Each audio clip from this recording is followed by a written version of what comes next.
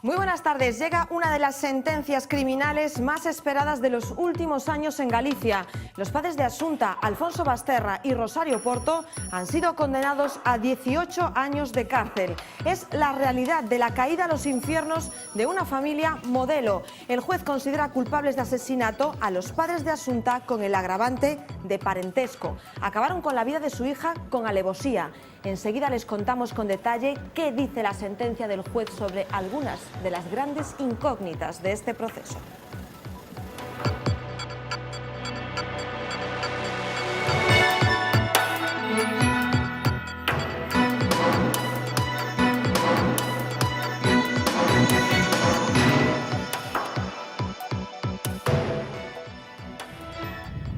Porto y Basterra van a cumplir su pena en la cárcel de Teixeiro. Esos 18 años responden a la petición de la Fiscalía. La acusación popular pedía la condena máxima, 20 años. Pero ¿cuánto tiempo van a estar los padres de Asunta en prisión? Ahora es el turno de los abogados defensores para presentar recursos. Lo van a hacer, ya lo han confirmado. Y después se va a celebrar una vista oral en la que estarán presentes los acusados. Enseguida todo sobre el caso Asunta Basterra en Más que Contar, pero hoy no podemos pasar por alto la que ha sido una de las grandes polémicas de las últimas semanas. La Xunta ponía fin ayer a los contratos con dos empresas de catering que estaban sirviendo los menús de una veintena de colegios gallegos. Así lo habían demandado los padres ante la baja calidad de las comidas e incluso de los platos estropeados que llegaban a la mesa de sus niños. La Voz de Galicia publica hoy que las dos empresas de catering implicadas en este escándalo cocinaban los menús nada más y nada menos que en Málaga. Hoy les contamos cómo conseguían hacer esto.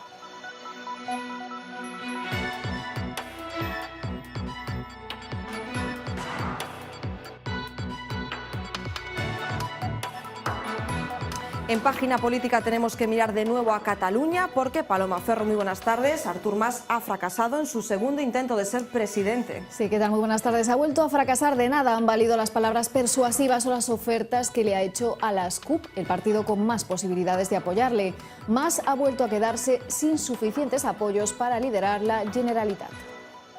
Artur Mas y Gavarró. Sí. No. No. Se ha repetido la votación del martes. Los 62 diputados de Junts pel Sí han votado que sí y el resto de partidos, que suman 73 diputados, han votado no. En esta segunda vuelta Mas no necesitaban mayoría absoluta, sino simple, pero no ha sido suficiente. Cataluña se verá abocada a nuevas elecciones si no hay acuerdo en 2 meses con la CUP. Pero el tono de los discursos ha sido hoy más conciliador por ambas partes. El portavoz de las CUP no ha rechazado explícitamente que Mas pueda acabar siendo presidente y ha matizado que el debate continuará, dejando la puerta abierta a un posible pacto. Ya en casa, en la política gallega, les hablamos de José Ramón Gómez Besteiro. La jueza Pilar de Lara rechazaba en las últimas horas anular su imputación en el caso Garañón, complicando su posición como posible candidato a la presidencia de la Xunta. Hoy además ha anunciado que habrá primarias en 2016. Otro socialista, el alcalde de Vigo, se ha vuelto a autodescartar como candidato. A mí del concello no me echan ni con lanzallamas. Está clara la cuestión, quedó clarito, ¿verdad? Me presentaré a las siguientes elecciones y confío en tener mayoría. Me presentaré a las siguientes y confío en ganar y después Dios dirá. Yo veo para Besteiro que está aquí. ¿Qué quieren que les diga? Pues yo creo que será un candidato magnífico a la Xunta de Galicia.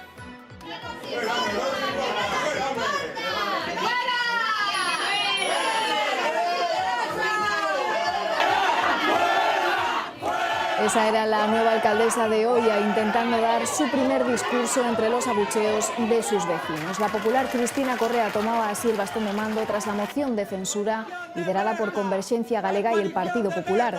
Tras las elecciones del 24 de mayo, Converxencia le facilitó el gobierno del municipio al PSOE, pero después de 5 meses y alegando inestabilidad, promovió una moción de censura que ahora deja el gobierno en manos del PP. La sesión fue bronca. Varias patrullas de la Guardia Civil vigilaron la zona y los agentes tuvieron que escoltar a 5 concejales que firmaron la moción.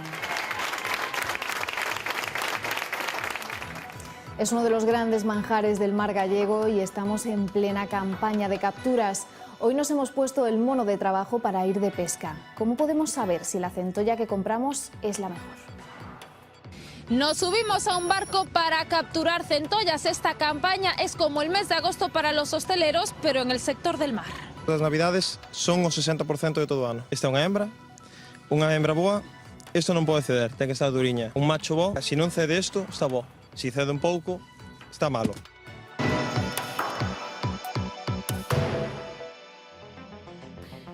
Últimos pasos para dar carpetazo definitivo al caso Asunta más de 2 años después del crimen. Sus padres, Rosario Porto y Alfonso Basterra, han sido condenados a 18 años de prisión.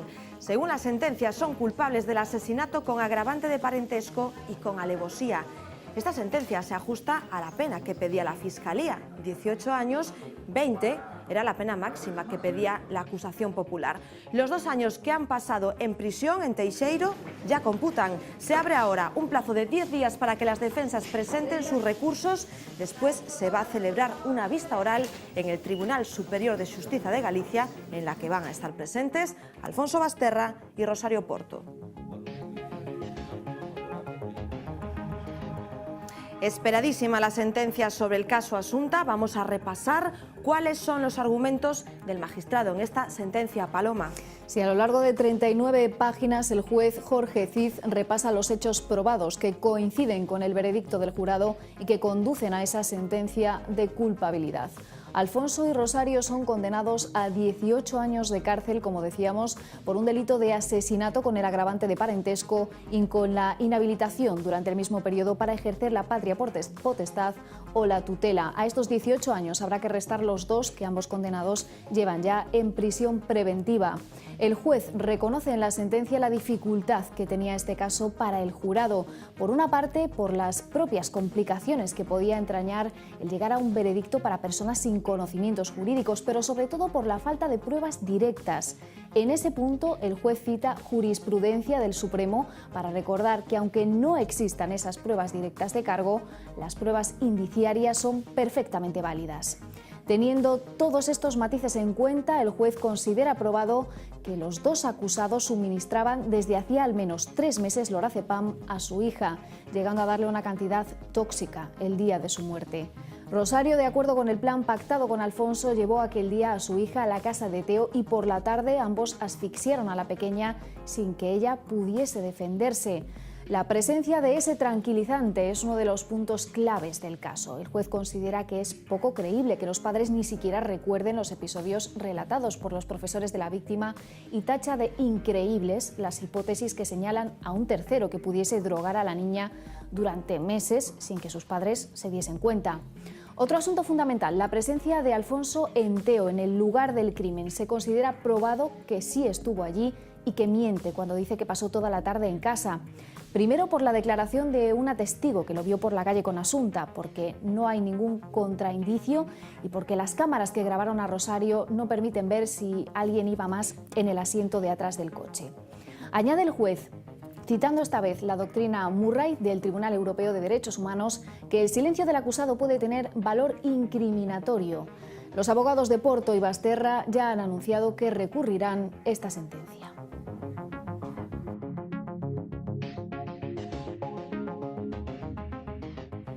Esa es la sentencia vista con detalle. El caso Asunta ya tiene culpables, pero hay varias incógnitas sobre este crimen sobre las que es probable que nunca tengamos una respuesta. Nos vamos en directo a Santiago de Compostela porque allí nos espera nuestro compañero de La Voz de Galicia, Xurxo Melchor. Xurxo, ¿qué tal? Muy buenas tardes. ¿Qué tal? Buenas tardes. 18 años para Alfonso Basterra, los mismos para Rosario Porto. Se había hablado mucho en los últimos días de la posibilidad de que esa condena no fuese igual. ¿Te sorprende? No me sorprende. Yo siempre tuve claro que la condena sería idéntica para uno y para otro acusado porque este juicio iba sobre un plan conjunto para asesinar a una niña.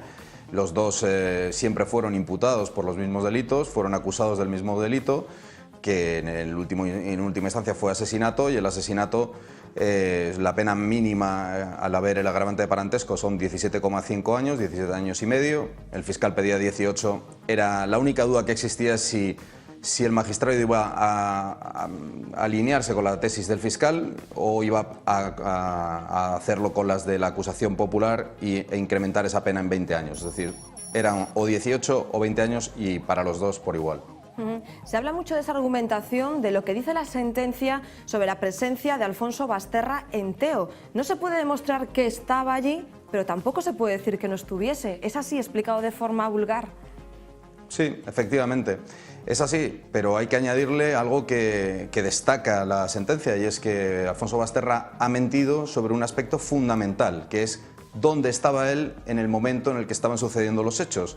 Él dijo que estaba en casa, pero tanto el jurado como esta sentencia consideran que ha mentido y que él está en la calle con su hija, como señala una testigo que siempre fue de gran calidad su testimonio. Con lo cual no hay nada que nos indique que Alfonso dejó a la niña y se subió a su casa, pero tampoco hay nada que nos indique que subió al coche y fue a Teo. Con lo cual, pues al final se ha dado por válida esta posibilidad, que tampoco incide demasiado en la culpabilidad, porque la culpabilidad viene determinada por ese plan conjunto señalado con las sedaciones previas durante 3 meses, señalado con que la niña es drogada el día de autos en la casa de Alfonso Basterra, con lo cual quién fue o quién no fue a Teo tampoco es necesario para determinar que los dos han cometido el asesinato. Es un poco lo que viene a decir la sentencia. Xuxo, la pregunta del millón es, ¿sabremos algún día por qué mataron a Asunta, a sus padres? Yo creo que es imposible saber por qué dos personas que tienen un hijo se pueden poner de acuerdo para matarlo. Yo creo, mi impresión, es una opinión personal, que hubo muchos factores que llevaron a que dos personas perdieran la cabeza hasta tal extremo. Muchos factores que evidentemente no se pueden dar por válidos, pero que no eran los mismos para uno y para otra. El juez de instrucción señaló ese móvil económico por parte del padre, de alguna manera obligar a la madre a matarlo o hacer que la madre mate a la niña para tenerla controlada y tener acceso a su dinero, y el móvil del desapego en el caso de la madre, que quería iniciar una nueva vida y que esa niña le mantenía pegada, ¿no?, constantemente a una persona que ella claramente detestaba, ¿no?, que era su exmarido. Pero son suposiciones y no hay que descartar que hubiera algunos otros factores, ¿no? Hay otras teorías, como que la niña sabía algo que los padres no querían, no podían, estaban ocultando. Se habla de la muerte de los abuelos, pero son todos suposiciones. ¿Tú crees que ha quedado perfilado en estos 2 años de proceso, en este larguísimo juicio, cuál era la parte dominante de la pareja? Porque son dos personas muy diferentes que ahora mismo van a cumplir condenas si los recursos no fructifican por lo mismo. Pero siempre se ha hablado de dos perfiles diferentes y de que una parte de la pareja, uno de los dos, tenía que llevar la voz cantante, ¿no? Yo creo que había una voz cantante de puertas para afuera de la casa y una voz cantante de puertas para adentro. Alfonso se mostraba siempre en un segundo plano cuando ellos estaban con otras personas y cuando estaban en público, y en esos momentos Rosario, que era una persona más social y más sociable, pues sí que tendía a tener una actitud incluso de cierto desprecio hacia Alfonso Basterra, incluso cuando era en matrimonio. Esa actitud en la que Rosario era la dominante, Alfonso era el dominado, era justamente la inversa en la intimidad. En la intimidad, Rosario era una persona muy dependiente de Alfonso, era una persona que necesitaba de su aprobación para cualquier cosa, para una mínima gestión como resolver la renovación de un carnet de identidad. Y Alfonso se preocupaba mucho de hacerse indispensable en la vida de Rosario. Incluso cuando ya se separan, en los correos que se transmiten, en los WhatsApps, se ve claramente como él quiere hacerle ver que le sigue necesitando, que es necesario para solucionar aspectos cotidianos de su vida. Así que creo que hay papeles cambiados en función de si están en la intimidad o ante otras personas. Xuxo, como periodista y después de estos 2 años hablando del caso Asunta, ¿en qué lugar colocarías, supongo que en un lugar preferente, en cuanto a delitos de esta magnitud, a procesos de esta envergadura que ha vivido Galicia, ¿no?, a nivel penal? Yo pues tampoco soy un experto en la historia del delito, pero sinceramente no recuerdo ni tengo constancia de que exista un delito de este calibre. Por el hecho, no ya de que estén involucrados los dos padres, ¿no? El padre y la madre, sino por el hecho de que sean los dos los que lo hayan ideado y ejecutado de una manera conjunta. Ese grado de maldad, ese grado de crueldad, me cuesta verlo en otros delitos, ¿no? A mí, desde luego, sin duda alguna, es el caso que más me ha impactado en los años que llevo dedicados al periodismo y también en los años que llevo leyendo periódicos, ¿no? Es el caso para mí más impactante. Será siempre ese eterno porqué. Xurxo, compañero, como siempre, muchísimas gracias. Mañana te leemos en La Voz de Galicia. Gracias a vosotros. Buenas noches. Con esta sentencia sobre la mesa, nos preguntamos ahora cómo va a ser el futuro para Alfonso Basterra y Rosario Porto. Esos 18 años de cárcel no son la pena máxima. Entonces, ¿cuántos años van a pasar en realidad en prisión? ¿Es suficiente esta pena? Cuando cumplan su condena, Rosario Porto tendrá 62 años, Alfonso Basterra 67. Habrán pasado 18 años en la cárcel, cumplimiento íntegro que, sin embargo, podrá estar beneficiado de permisos penitenciarios. Lo establece la propia prisión, dependiendo también el comportamiento, ningún expediente. Libertades que llegarían una vez cumplida la mitad de la pena. A partir de ese momento podrían optar a permisos de fin de semana y a un tercer grado que solo les obligaría a dormir en la cárcel. Serían los 18 años. Yo creo que está perfectamente calculado en ese sentido. Si se hacen comparativas, un empresario gallego se enfrenta a 52 años de prisión por encargar la muerte de su exnovia y su amante. Manuel Fernández cumple 190 años de condena por robar el Códice Calixtino y la correspondencia de sus vecinos de manera continuada. Y a José Bretón le sentenciaron a la pena máxima por la muerte de sus hijos. Con la reforma del Código Penal, a los padres de Asunta se les habría impuesto la prisión permanente revisable. El caso de Asunta Basterra no ha dejado a nadie indiferente en los últimos años. Era una familia perfecta, modelo, parecía que se desmoronaba ante un drama en el que su hija había aparecido asesinada. Una tragedia que enseguida adquirió otra dimensión, la dimensión del crimen. Paloma. Sí, el cadáver de Asunta fue encontrado de madrugada por dos personas que paseaban en ese momento por la zona. Fue en esta pista forestal que están viendo en la parroquia de Cacheiras, municipio de Teo. El cuerpo de la pequeña de 12 años presentaba signos de violencia. Tras este macabro hallazgo, llamaron a los servicios de emergencias. Estos comprobaron que se trataba de la misma menor cuyos padres habían denunciado pocas horas antes su desaparición. 2 días después, el 24 de septiembre, tras la incineración de la fallecida, la Guardia Civil acude al tanatorio para detener a la madre. La policía había encontrado incongruencias en sus declaraciones. Las grabaciones de las cámaras de seguridad fueron clave. Varios vídeos mostraban a madre e hija en un coche dirigiéndose a la casa de Teo, lo que desmontaba las afirmaciones de Porto sobre las horas en las que había estado con Asunta. Un día después, el 25 de septiembre, también detienen al padre, a Alfonso Basterra. Los investigadores registran la finca de Teo en busca de pruebas. Encuentran, entre otras cosas, trozos de la misma cuerda con la que se había atado el cadáver de Asunta.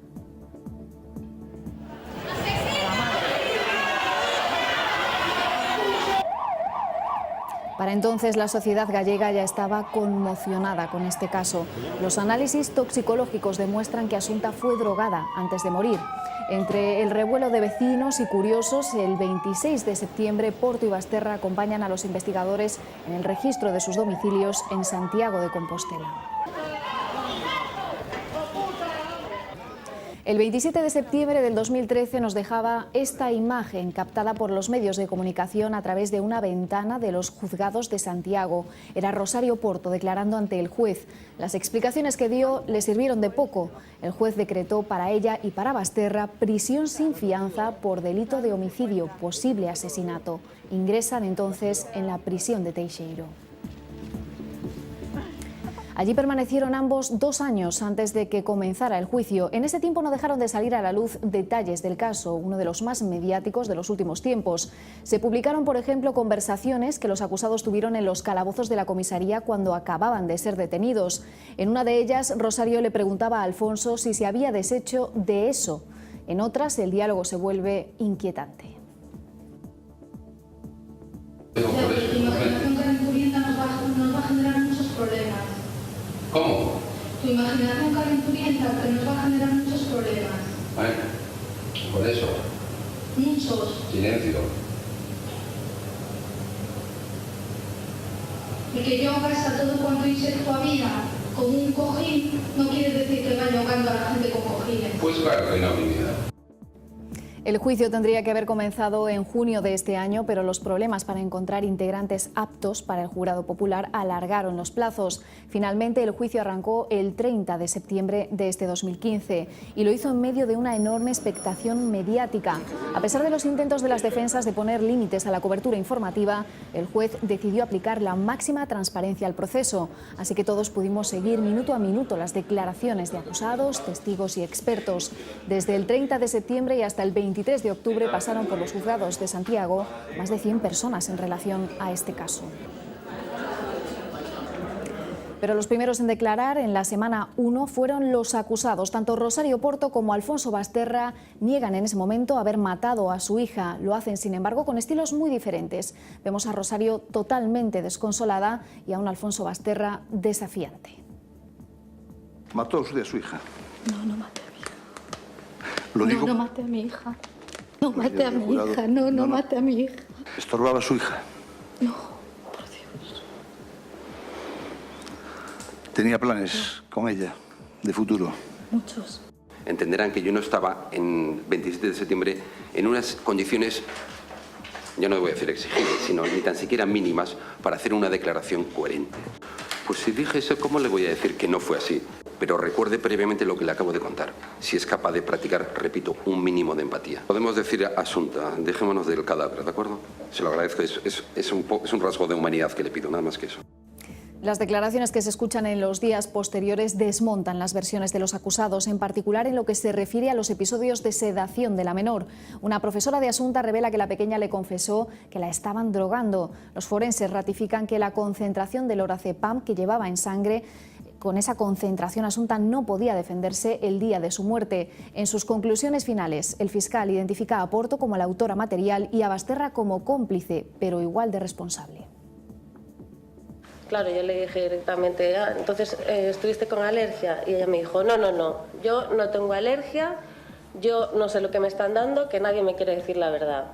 Unos polvos, me dieron unos polvos blancos, ¿pero quién te los dio? Mamá. Nubilación, letargia, hasta estado comatoso. ¿Estaría en condiciones de oponer resistencia a una agresión? Yo creo que estaba gravemente intoxicada.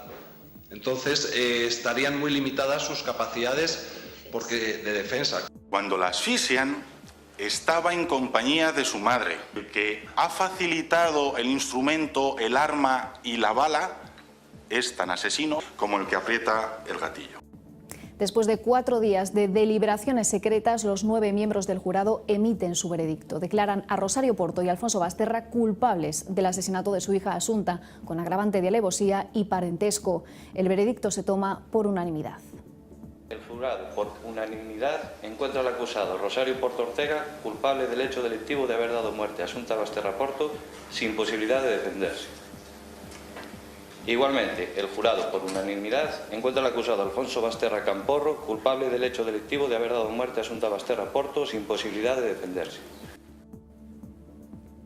8:53. Buscamos más reacciones en esta jornada en la que hemos conocido la sentencia del caso Asunta. La asociación Clara Campoamor ha ejercido la acusación popular durante este largo proceso. Un colectivo que desde el primer momento pidió la pena máxima, 20 años, para los padres de Asunta. Hoy no podría ser menos. Queremos pulsar su reacción. Nos escucha al otro lado del hilo telefónico su presidenta Blanca Estrella Ruiz. Blanca, ¿qué tal? Muy buenas tardes. Hola, buenas tardes. Desde la asociación, ¿estáis satisfechos con esta sentencia, estos 18 años, al mismo nivel para Basterra y para Porto? Estamos satisfechos porque se ha hecho justicia y más satisfechos todavía porque Basterra estuvo a punto de librarse por la propia intervención de la Fiscalía. Entonces, Basterra está condenado gracias a la actuación de la asociación Clara Campoamor y la Porto está condenada tanto por la Fiscalía como por la asociación, por el trabajo que hemos hecho. Y por lo tanto, ahí sí estoy satisfecha. Ahora, me parece insuficiente 18 años. Ten en cuenta que ha habido 3 meses de sufrimiento de la niña, que la sentencia lo relata, lo cuenta, que la acción popular pide esos 3 meses, pide 20 años por esos 3 meses de sufrimiento, pero no hace una valoración. Esos 3 meses de sufrimiento tienen que tener una valoración jurídica y una condena jurídica. Y no la tienen esta sentencia. La explicación un poco que da la sentencia sobre ese argumento que esgrimís desde la asociación, Blanca, es que alevosía, pues ese concepto ya pues acoge todo lo que estás diciendo. ¿No estáis de acuerdo entonces? No puede coger la alevosía, puede coger la alevosía en las 27 pastillas, el asesinato, cómo, de qué manera la matan, la atan, etcétera, etcétera. Pero 3 meses de sufrimiento no es alevosía. Bueno, 3 meses que le infligieron un sufrimiento tremendo a la niña. Y eso no se puede olvidar. ¿Qué te parece que las defensas, como es normal, vayan a presentar sus recursos, pero Gutiérrez Aranguren, en base a que ya manifestó en más de una ocasión que el jurado popular estaba mediatizado, que no se les habían dado las instrucciones concretas, ¿lo veis como una estrategia? ¿Cómo se afecta esto? Mira, las defensas siempre hacen lo mismo y a mí no me gusta valorar lo que hacen las defensas, siempre hacen lo mismo. Pero tú ten en cuenta que en toda la instrucción las defensas permanentemente han estado, no sé cómo lo dicen jurídicamente, impugnando a jueces. Este mismo juez que ha presidido este jurado ha sido recurrido por las defensas, y es la asociación la que apoyó la entrada de este juez en esta causa. O sea, algo hemos hecho. Y toda la instrucción ha sido echarlos de la causa, por algo sería.